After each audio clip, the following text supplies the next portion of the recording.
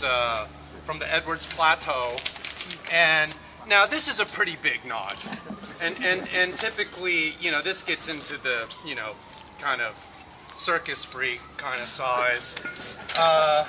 You know, now nodules of this size are a lot more manageable.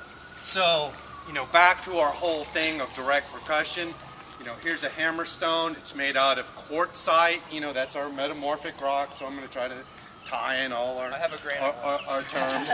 And so what I'm going to do here is I'm going to find a platform.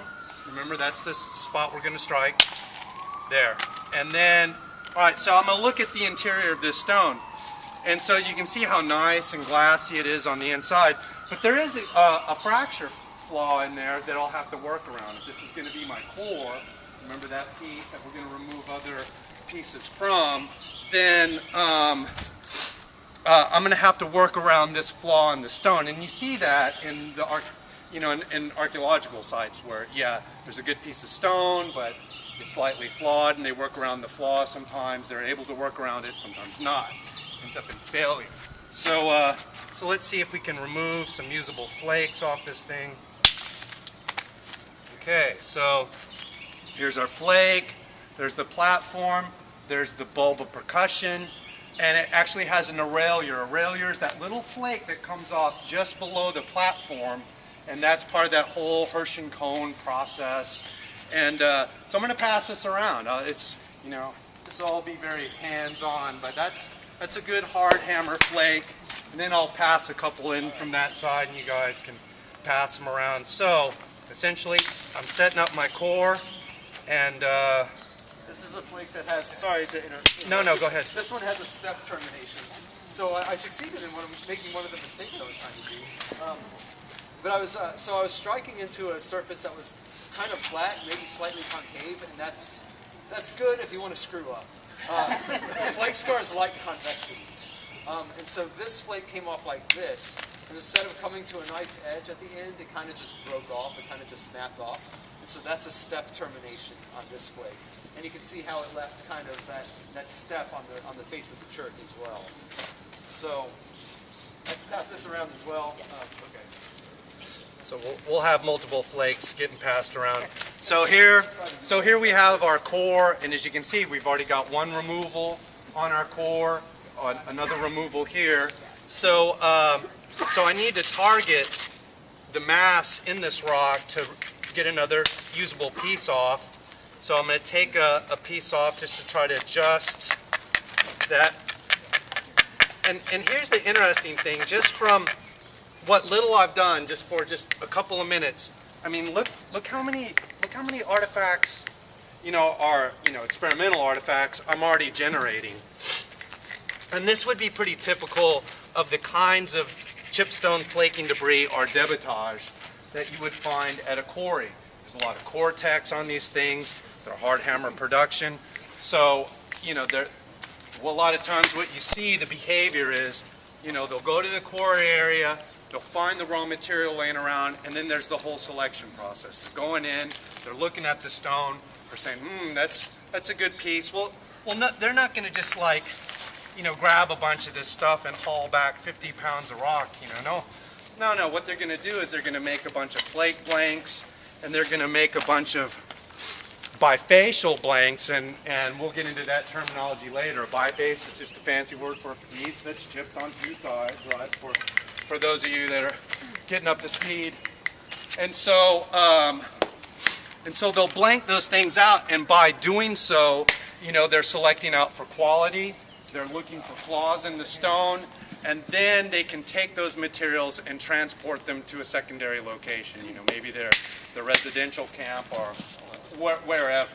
So, all right. So now, and throughout this process, you know, blurt out questions. You know, that's what we're here for. I preserved the platform on this one. It kind of broke off, but I hit it here, and it took off the entire face. So that counts as an overshot flake. So the termination on this flake has the opposite face of the material on it. That one almost got me. This would be a good flake blank to make tools out of. Okay, so when these things come off and you get the feather terminations, remember what Sergio was talking about, the different kinds of terminations? Well, the feather termination is the one that just comes off clean, straight. You get a nice sharp edge, and there's a good feather termination on this lateral edge here. This thing is nearly razor sharp. So if you just needed an expediency tool, you know, to do, well, cut hide, or do any kind of, you know, butchering work, I mean, these things work great. I did an experimental project with Charles Koenig at a bison ranch where they culled one out of the herd, and he had me make them a bunch of different tools so they could essentially butcher this bison. And unfortunately, I wasn't able to take part in it because I received such a nasty wound making all the tools. I was afraid to get into, you know, the guts. Not that I'm, you know, worried about blood and guts or anything, but Lord knows I bleed enough. Anyway, that being said, you know, nice sharp edge. So when you're handling this, be really careful because this is very, very sharp. I'll pass this along through here, but a nice flake blank, good size. I could use that as a tool, or I could chip it into any number of other kinds of tools. So maybe I could use it like that for a while, and then later modify it into something else. All right. Just making some quick hammerstone flakes so you can see hammerstone. So Chris, I have a question. Maybe Yes. the folks don't know. Go ahead, So Rich. we're not doing ground stones, but you're grinding that stone.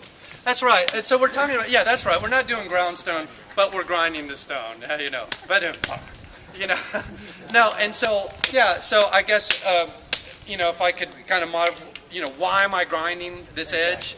You know, so what I'm doing is I'm preparing the platform, right? And so my core, once I get these removals off, what'll happen is you'll have a lot of sharp edges on these things. Well, you just don't want to strike a sharp edge because it'll just crush or collapse.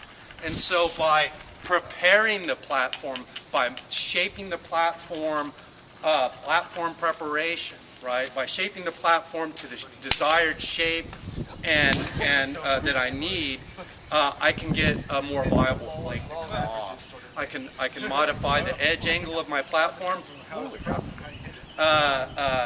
This won't be the only bleeder I get today. And so you'll see that a lot more where we're preparing platforms, particularly in the production of bifaces.